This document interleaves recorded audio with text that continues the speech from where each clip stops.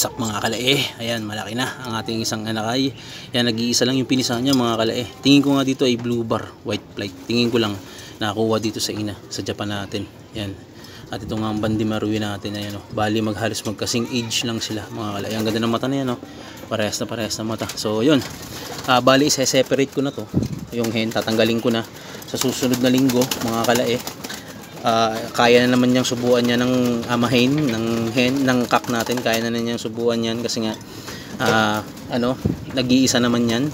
So yun lang, malapit na nga natin silang i-separate.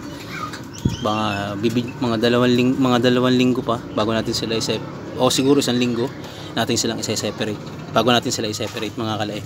At i-condition na din ulit natin itong mga yung mga inahin para sa susunod na tayo breed ay wala tayong problema. So yun mga kalae, dito muna tatapusin tong video to. So bye bye.